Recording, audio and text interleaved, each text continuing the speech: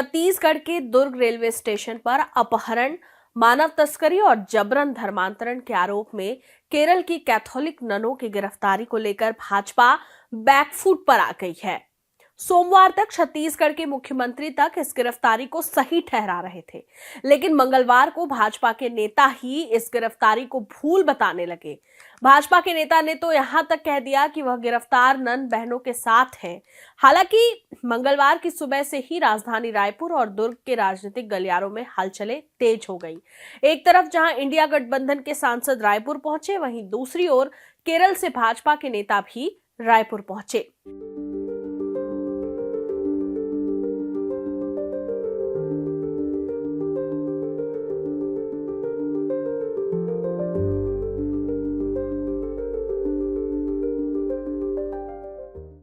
नमस्कार, खबरों की खबर में आपका स्वागत है। केरल की ननों की छत्तीसगढ़ में गिरफ्तारी को लेकर छत्तीसगढ़ की राजनीतिक गलियारों में मंगलवार को पूरे दिन हलचल मची रही। मंगलवार की सुबह ही केरल भाजपा के महामंत्री अनूप एंटोनी जोसेफ की छत्तीसगढ़ आने और राज्य के गृह मंत्री विजय शर्मा से मुलाकात की तस्वीरें सोशल मीडिया पर वायरल हुई। कभी भारतीय जनता युवा मोर्चा के राष्ट्रीय महामंत्री रह चुके अनूप एंटोनी की गृह मंत्री से मुलाकात से यह अनुमान लगाया गया कि बीजेपी इस मुद्दे को केरल से दिल्ली तक आक्रामक तरीके से लड़ने के लिए तैयार है।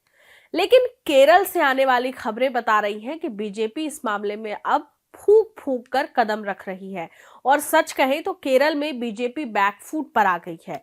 लेकिन इस बात पर चर्चा से पहले छत्तीसगढ़ में इंडिया गठबंधन के नेताओं के आगमन की चर्चा और दिन भर चली सियासी कसरत की थोड़ी जानकारी हम आपको दे देते हैं। मंगलवार को इंडिया गठबंधन के सांसद भी छत्तीसगढ़ पहुंचे, जिनमें फ्रांसिस जॉर्ज, एनके प्रेमचंदन, सप्तगिरी शंकर उल्का, बेनी बेहानन और अनिल ए थॉमस शामिल थे। सुबह रायपुर पहुंचे सांसदों ने दोपहर से पहले ही दुर्ग का रुख किया और कांग्रेस नेता अरुण वोरा से उन्होंने मुलाकात की। इस मुलाकात में पूर्व गृह मंत्री ताम्रध्वज साहू भी उपस्थित थे।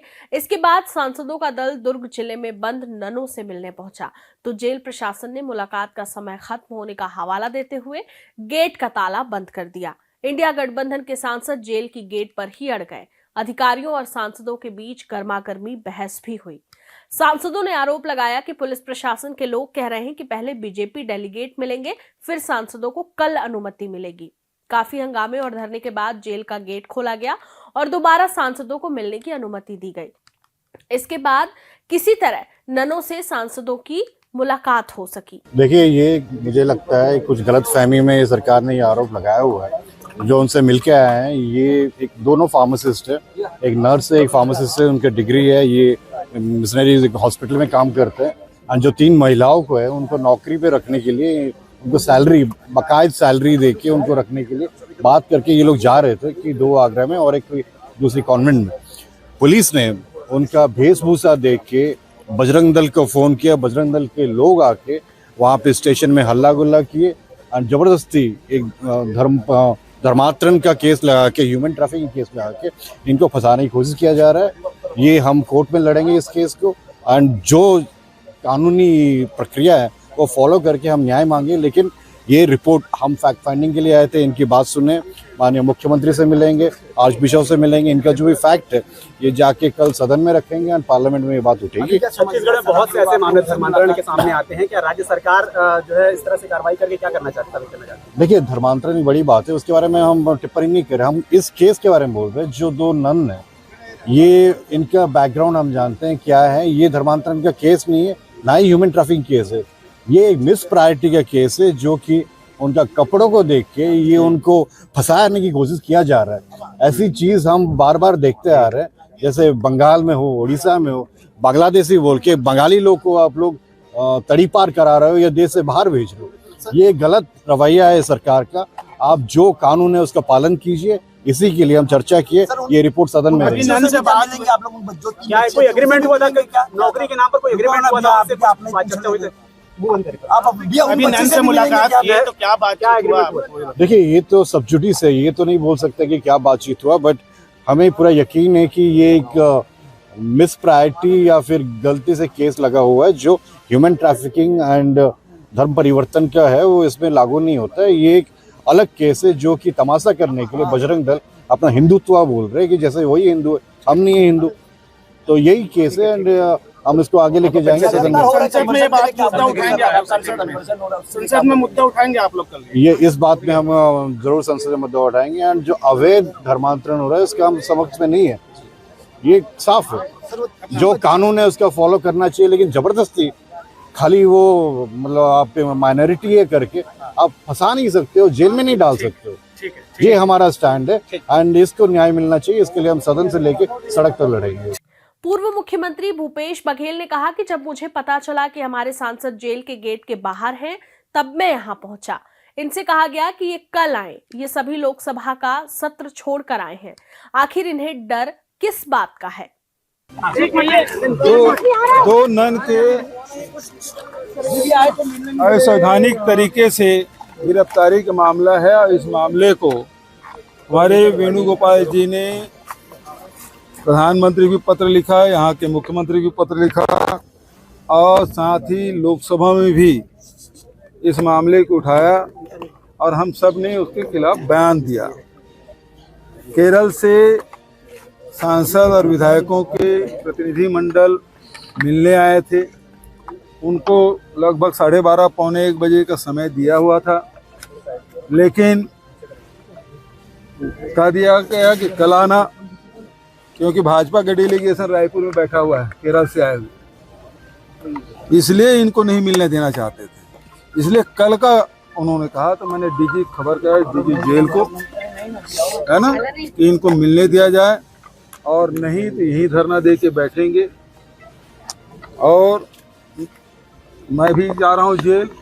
इन सांसदों के समर्थन क्यों नहीं मिलने देंगे भाई? जब समय दियो, लोकसभा छोड़ के आए हैं और उसको मिलने भी नहीं दोगे, तो ये घटिया राजनीति राज्य सरकार की ओर से किया गया और इस कारण से मुझे आना पड़ा। पुष्टि कैसे कर सकते हैं कि ये लोग ह्यूमन ट्रैफिकिंग में नहीं कर रहे? देखिए, मैं उसके बारे में कुछ नहीं बोल रहा हूँ। मैं आया इसलिए कि सांसदों को नहीं मिलने दे रहे थे मेरे आने का। मैं मिलने नहीं आया हूँ।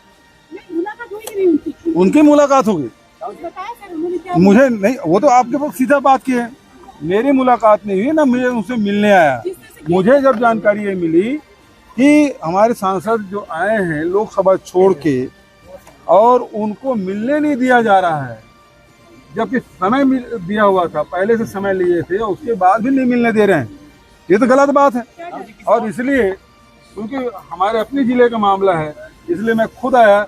यदि नहीं मिलने देते तो हम वहीं गेट पे धरना देके बैठते। धर्मांतरण का कानून भी बनाया विधानसभा में आप लोगों ने, ह्यूमन असॉल्ट किया करके, तो आपका क्या कहना है? आप देखिए, मेरा कल भी बयान आ गया। कल भी मैंने एनआई पीटीआई सबको बयान दिया। भारतीय जनता पार्टी का ये बहुत ही प्रिय रणनीति है कि अल्पसंख्यकों को टारगेट करो ताकि बहुसंख्यक वोट को केंद्रीकरण किया जा सके।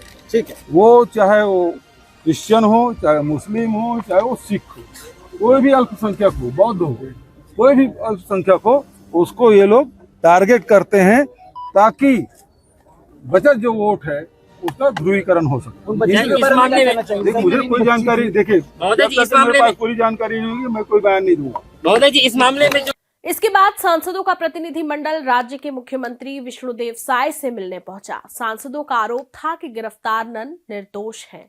इस बीच ननों के साथ आगरा जा रही दुर्ग रेलवे स्टेशन से बरामद की गई युवती की बड़ी बहन के बयान ने पुलिस के दावे पर सवाल खड़े कर दिए हैं।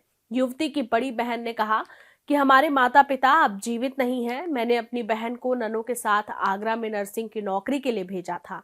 मैंने भी लखनऊ में उनके साथ काम किया था और यह मेरी बहन को आत्मनिर्भर बनाने में मददगार था। मेरी बहन पूरी तरह सहमत थी। नन और सुकमन मंडावी को झूठे आरोपों में फंसाया जा रहा है। इसी तरह नारायणपुर में रहने वाली एक अन्य महिला की छोटी बहन ने ननों की रिहाई की मांग करते हुए कहा कि उनकी बहन 24 जुलाई को घर से नौकरी के लिए निकली थी। उन्होंने बताया कि उनका परिवार 5 साल पहले ईसाई धर्म में परिवर्तित हो चुका था। तीनों परिवारों ने 26 जुलाई को नारायणपुर पुलिस को लिखित बयान दिया, जिसमें कहा गया कि वे जानते थे कि उनकी बेटियां नौकरी के लिए जा रही हैं। गौरतलब है कि इससे एक दिन पहले ही 25 जुलाई को छत्तीसगढ़ पुलिस ने नन प्रीति मैरी, वंदना फ्रांसिस और नारायणपुर के सुकमन मंडावी को गिरफ्तार किया था। अब इस कार्रवाई की बात करें तो यह कार्रवाई बजरंग दल के स्थानीय सदस्य रवि निगम की शिकायत पर हुई, जिन्होंने दावा किया कि मंडावी 3 आदिवासी महिलाओं को दुर्ग रेलवे स्टेशन पर लाए थे, जहां से वे ननों के साथ आगरा जाने वाले थे। उनकी शिकायत पर पुलिस ने मानव तस्करी और धर्मांतरण का आरोप लगाकर ननों को जेल भेज दिया। अब थोड़ी बात केरल की भारतीय जनता पार्टी की कर लें तो केरल प्रदेश अध्यक्ष राजीव चंद्रशेखर ने पार्टी को केरल में बजरंग दल से अलग कर दिया है। चंद्रशेखर ने मंगलवार को नई दिल्ली में पत्रकारों को बताया कि केरल के कन्नूर और अंगमाली की रहने वाली Assisi sister of Mary, immaculate की सिस्टर प्रीता मैरी और वंदना फ्रांसिस छत्तीसगढ़ के बजरंग दल कार्यकर्ताओं द्वारा लगाए गए आरोपों के अनुसार मानव तस्कर या धर्मांतरण करता नहीं है। उन्होंने कहा कि बजरंग दल अलग संगठन है और भाजपा अलग, दोनों का कोई लेना देना नहीं है। राजीव चंद्रशेखर ने कहा कि यह गंभीर गलतफहमी और गलत संचार के कारण दुर्भाग्यपूर्ण गिरफ्तारियां हुई। उन्होंने बताया कि नन इन महिलाओं को उनके माता पिता की सहमति से नौकरी के लिए आगरा ले जा रही थीं। उन्होंने आगे कहा कि ये महिलाएं वयस्क थीं और अपनी इच्छा से सिस्टर्स के साथ आई थीं। उन्होंने यह भी कहा कि हालांकि अनजाने में एक प्रक्रियागत चूक हुई। ननों ने छत्तीसगढ़ निजी प्लेसमेंट एजेंसी नियम 2014 के तहत पंजीकरण नहीं कराया था। चंद्रशेखर ने कहा कि ये गिरफ्तारियां पूरी तरह से गलतफहमी और गलत सूचना का परिणाम है। ये बहनें जबरन धर्मांतरण और मानव तस्करी के आरोपों से पूरी तरह निर्दोष है। केरल की भाजपा ननों के साथ है और उनकी स्वतंत्रता सुनिश्चित करेगी और उन्हें अपनी बेगुनाही साबित करने में मदद करेगी। छत्तीसगढ़ के मुख्यमंत्री विष्णुदेव साय सोमवार को इस पूरे मामले में पुलिस प्रशासन की कार्रवाई के साथ थे। उन्होंने क्या कहा था, इसे सुन लेते हैं। नारायणपुर की 3 बेटियों को नर्सिंग की ट्रेनिंग दिलाने और उसके पश्चात नौकरी दिलाने का वादा किया गया था और नारायणपुर का एक व्यक्ति तीनों बेटियों को दुर्ग रेलवे स्टेशन पर 2 ननों को सुपुर्द कर दिया और नन लोगों के द्वारा तीनों बेटियों को आगरा ले जाया जा रहा था और इसमें इंक्वायरी हुई है और ये पूरा का पूरा मामला प्रलोभन देकर ह्यूमन ट्रैफिकिंग और उसके पश्चात मतांतरण करने का ये मामला है और इसमें मामला दर्ज हुआ है और इसकी जांच जारी है, न्यायालयीन प्रक्रिया में है और कानून अपने हिसाब से काम करेगा और इसको राजनीतिक रूप देना किसी भी स्थिति में ठीक नहीं। लेकिन केरल में भाजपा अध्यक्ष के बयान के बाद उम्मीद की जा रही है कि छत्तीसगढ़ में भाजपा और सरकार कानूनी प्रक्रिया का हिस्सा बताकर इस पूरे मुद्दे से अपना पल्ला झाड़ने की कोशिश करेंगे। हालांकि ननों की गिरफ्तारी के बहाने छत्तीसगढ़ में धर्मांतरण का मुद्दा एक बार फिर बहस के केंद्र में है और कम से कम इस मुद्दे पर तो बहस जारी रहेगी।